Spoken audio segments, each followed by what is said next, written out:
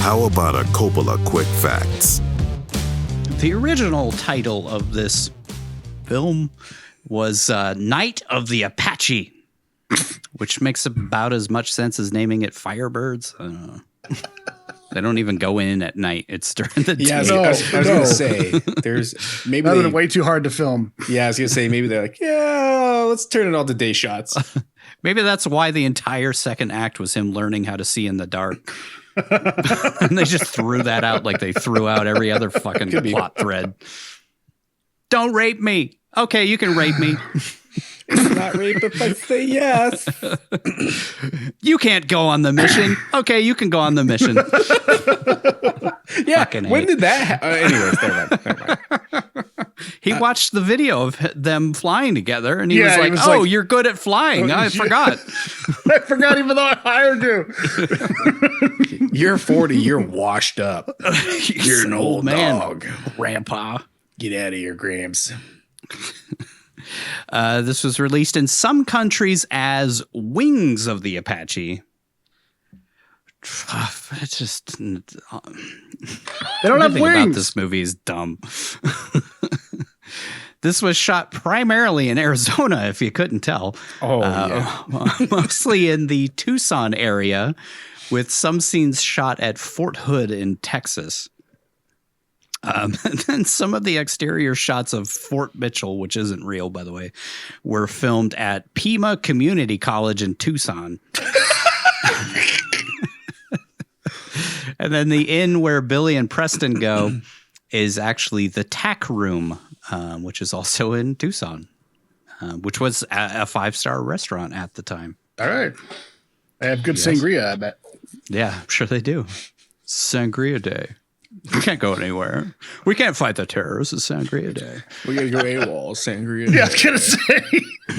Don't they have to get permission to go do that kind of stuff? Yeah. I know, seriously. I call it out a lot in the breakdown. The military notoriously time lacks. Of the essence in this fucking thing. The military is notoriously lax about letting their service members just go do whatever. Yeah, just go do whatever you want. You're in the middle of training for a super secret mission. Sean Young's character is named Billy Lee Guthrie, which is actually Sean Young's mother's name is Lee Guthrie. Really? So I guess they just named the character after her mom. I don't know. That's how they sealed the deal to get her in the movie. The more you hear about this, the more it just seems like this is the first draft that they just started shooting with. Yeah, like 100%. Dude. They wrote this movie as they were shooting it. There wasn't even a draft. It was just a premise. I feel like it's just improv. Mm-hmm. And then he tries to have sex with her again, and then he tries to have sex with her again, and then she shoots him down again, and then he tries to have sex with her again, and then he writes sex on his little notebook, and she falls for his wily charms at that point, and then they have sex, and then when are the helicopters gonna be in this thing? Firebirds opened in 5th place when it came out. Came out the same weekend as Back to the Future 3. Which is... I was going to say 5th place, and there was only 4 movies showing that weekend.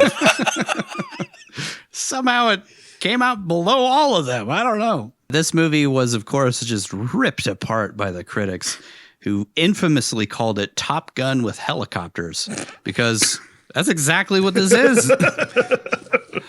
Just shittier.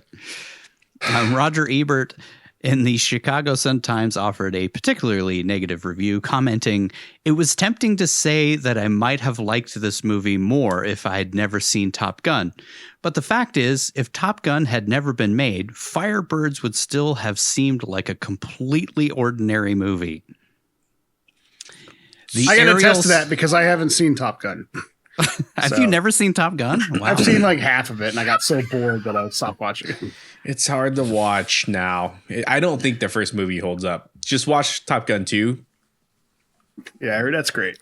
When I watched the second one, I rewatched the first one, and I enjoyed it. It fucking runs circles around this piece of crap. Yeah. I think a lot hard to imagine. Yeah, I think a lot of Top Gun 1 is more positive feelings come from nostalgia if you saw it when you were younger. Sure. I just think it just doesn't hold up to yeah, it's just not as good as I remember it being as a kid. I mean, it's great if you're just fapping to guys playing volleyball. So, well, that's Yeah, I mean, it's got I don't need some to of watch the the movie, just YouTube for that. It's got some I of just the most. replay that. I was gonna say that's all I remember much of it. Is like, or that's all I remember is it has like some of the most homoerotic shots in a non-gay movie that I've ever seen.